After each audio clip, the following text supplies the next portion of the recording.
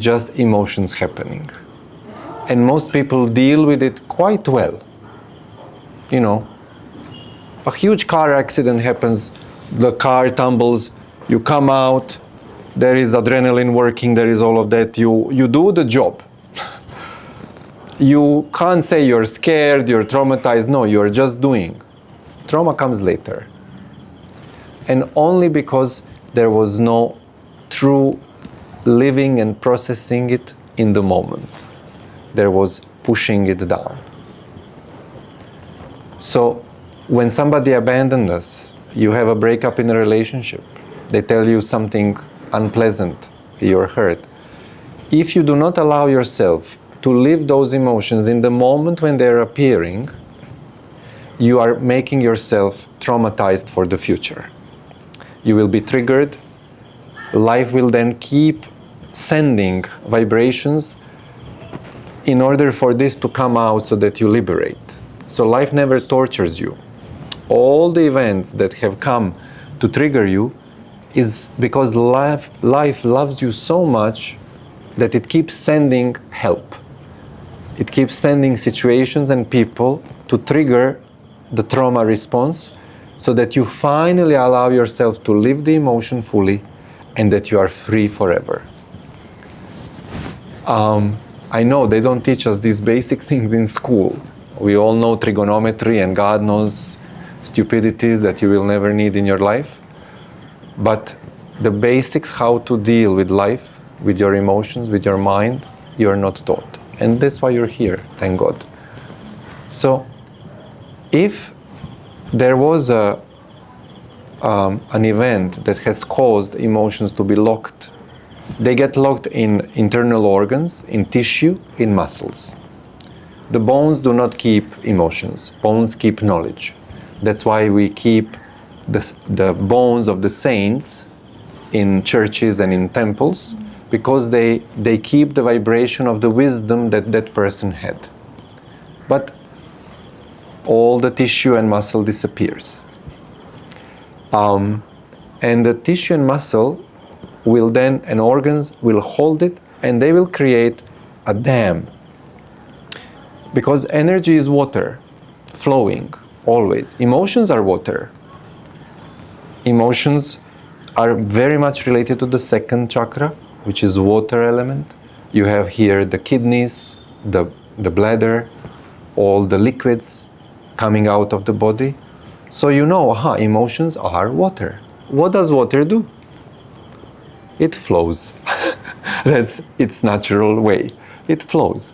So imagine a big river flowing, and suddenly you create a dam. What will happen? The water will accumulate, and there will be more and more and more and more and more.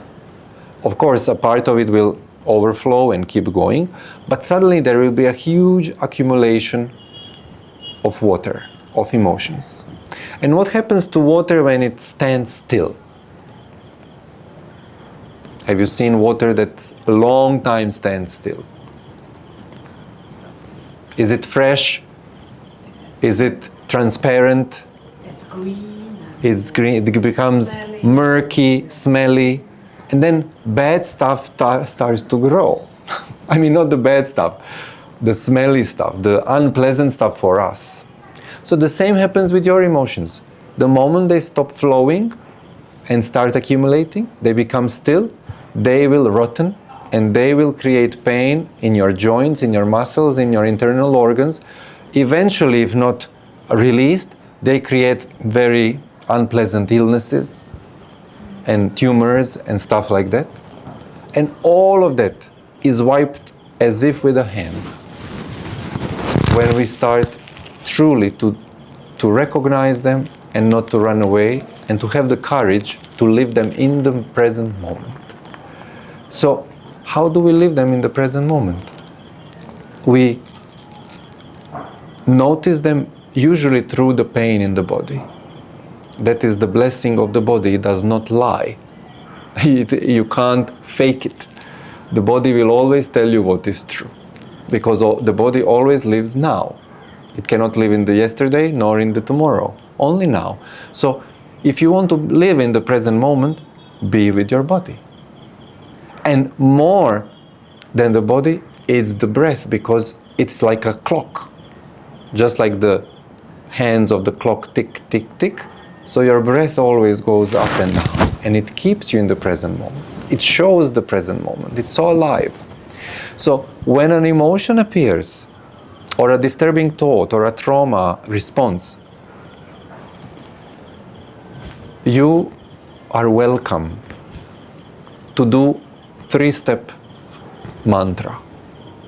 It is something I have received in the year 2010. 100,000 people probably went through it so far. It's called allow, let go, surrender. So you notice it and you allow it. You say, oh, there is pain. Should I judge it? No. Should I reject it? No. Should I suppress it? No. I allow it to be, and you relax.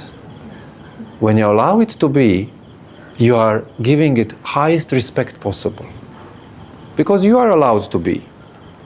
I can't really say that we could all be deemed as benevolent angels. All of us would have something that somebody can judge us for. Some behavior, some action, something we have done in life. We could all be judged. But still, the life allows us to be. All of us. Even Hitler was allowed to be for very long decades, not just for a few years. Everybody is allowed to be, because that's what life does. It simply allows. So when you allow, you connect with the power of life itself.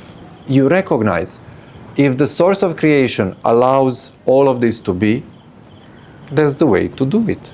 Then I will allow as well. Just like I'm allowed to be on earth, whatever is in my body, I will allow. That's the first step. So you allow. And then you start breathing with it. When you breathe, you open space. When you open space, there is more freedom, less contraction. So imagine that there is something very, very dense. Imagine like a piece of corn, a seed of corn, You can't bite it with your teeth. You're gonna break your tooth trying to bite a seed of corn. However, if it expands in the space, it becomes popcorn. And then you joyfully chew it without any trouble. So, whatever density, whatever pain in your body exists, it is so dense, you can't bite it. You're gonna break yourself. And that's what happens. People break under the pressure of these things. However, if you breathe space, you are actually making it expand. Like expanded rice, expanded corn, expanded quinoa. All these things that expand, we eat them as cereal and they are very nice for breakfast.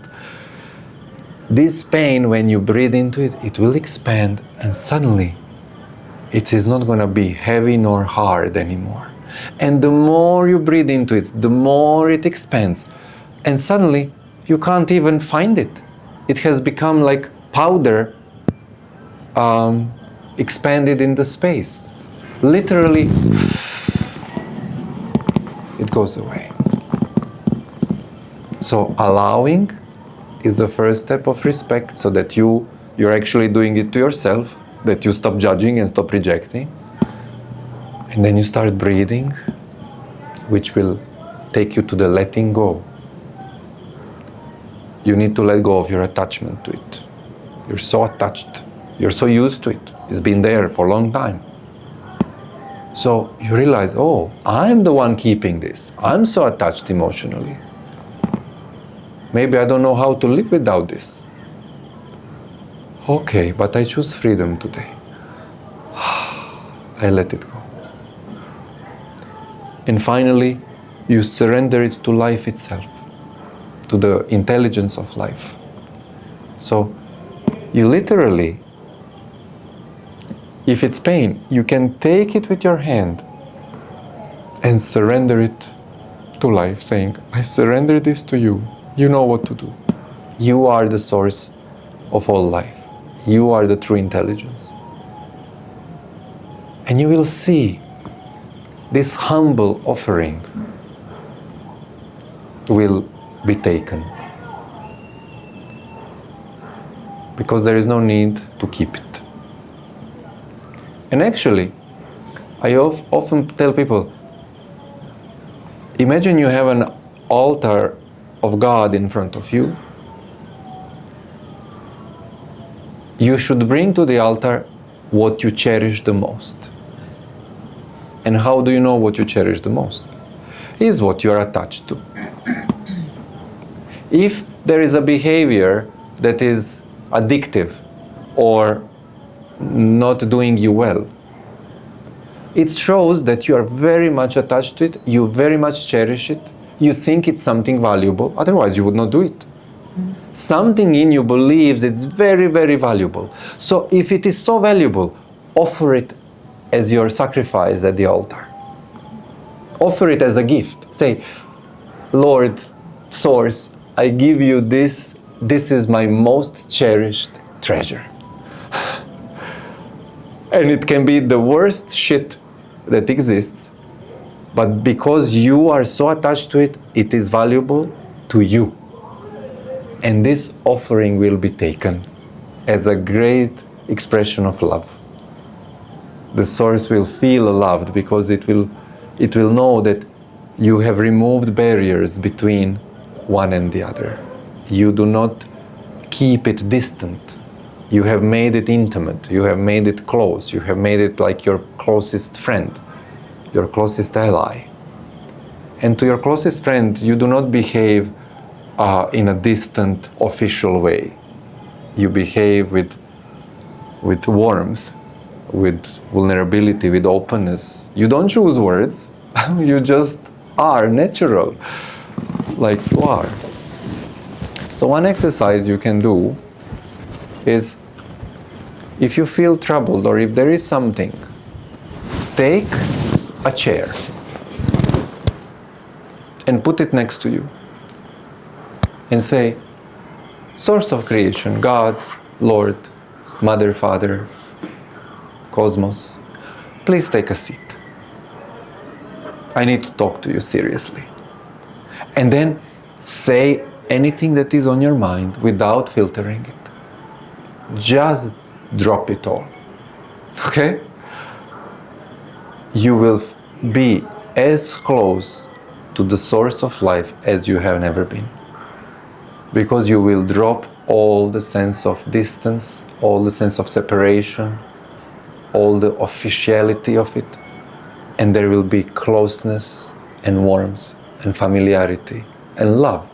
Because only with someone you love you can be as honest. And you will see it is so beautiful. You will be mind blown. And the things that you say to it will happen. Because it only asks your honesty. It already knows what you think and feel.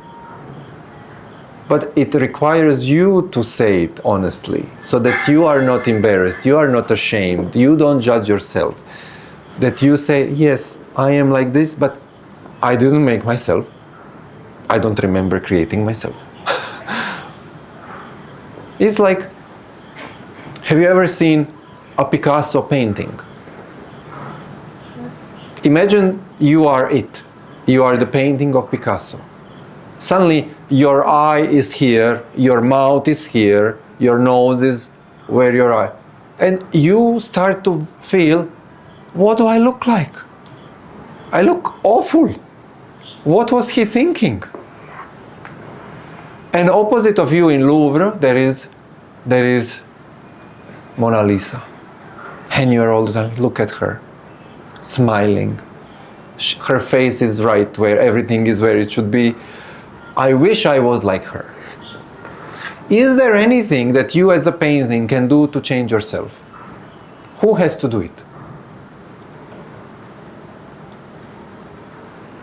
You don't change anything. The painter. The only one who could change anything is the painter, the creator of it. So why take that responsibility on yourself? It's the worst burden you could ever put on yourself, is that you improve yourself. That's the bad side of the self-help movement that is happening in the world. It pressures everyone to feel that they have to change themselves, they have to improve themselves. And by doing that, they even further separate themselves from life and from the source that they are at the end. But recognizing that the change can only come from the source that made it. And if you are truly dissatisfied, talk to the one who made it. And say, if it's needed, I will accept. If this is how I'm supposed to be, fine. You know better. But also I want to be honest and say, I didn't manage to find this acceptance in me. I wish I looked different. I wish I was like Mona Lisa. And then Mona Lisa would say, no, I've been frozen for 500 years with this smile. I can't stand it anymore. I wish I was as creative as you. Life will at least put you in contrast, that you start realizing that nobody is ever absolutely satisfied with themselves, and that it doesn't matter, that the mind will always want to be like the other one is. That will help you come in peace with yourself. And when you do, change will be instantaneous. And I have people, living proofs of it. Only in June, now I had 740 people in a 21-day process returning yourself to the divine, or returning divine to the center of your life. It was a simple process. 16 areas of life. On the 4th day of the process, already miracles were happening. We didn't do anything. Nobody was changing themselves. They were just putting the source back to the center, putting God back to the center, and putting yourself as the priority to the God. And on the 4th, 5th day, I start getting messages, what's happening. One lady says, I was scheduled on Monday to have a skin tumor operation. I woke up this morning without it. I'm canceling the surgery. We did no healing, no Reiki, no nothing. We just were returning our attention to the source of everything, that causes everything to be and that fixes everything. And that was it. Another lady says, when I was a child, I had a car accident. I lost smell. All my life I never was able to smell anything. Imagine living without smell. I tried to show it to you the other day. She said, I woke up this morning after 37 years smelling flowers, rain, coffee my husband made, breakfast being cooked. She was born anew. Imagine returning smell after 37 years. It's like the richness of life multiplied. She doesn't need to win a lottery. She already won. Not all 740 people experienced it, but there was at least 100 miracles that happened at this level. I can't remember them all. And there was nothing that we did except one thing. Remember where the solutions are. Allow everything to be. Breathe with it without running away. And surrender it to the one who can actually fix it. So if you can truly be with everything that is, you will always be in meditation. People ask me how long I meditate daily. There is no time. Yes, often I will sit into posture that looks like I'm meditating. Not to achieve something, but it's so pleasurable. I love it. It's just pleasure, like sex. I love it. And I rest. Not to meditate, because meditation is all the time. Working on the computer, doing budgeting, being with the employees, talking to you. This now, pure meditation. There is no mind, there is no thinking. I never prepare. I have no clue what will come out. I just come and sit and it comes. That is meditation. Body surfing at the beach in the morning. If you have not done it, you should. Naresh asked me if I could take you one day. I don't know if it will be possible. But the ocean will teach you more than many other things together. Because ocean is waves of energy. It is the emotional element. And with it you will understand how things come and go, how sadness, how anger, how joy, how all of it works. And you would realize where to be stable. In the middle of the highest wave you would be undisturbed.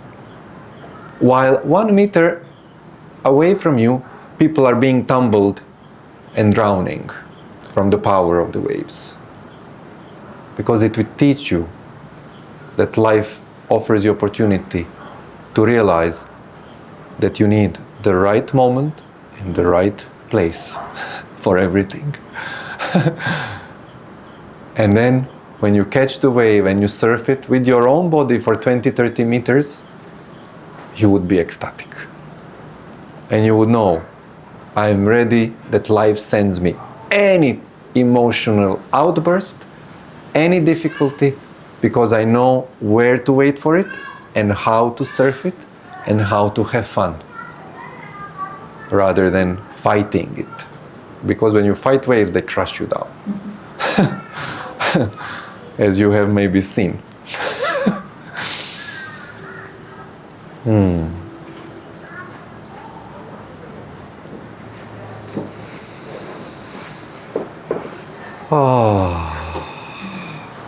I would like us to take several deeper inhales and exhale with the sound of resetting the nervous system.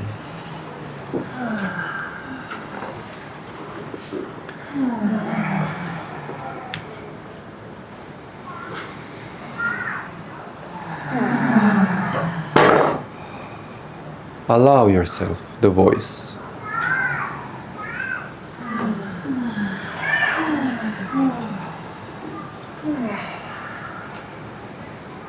And slowly your face relaxes.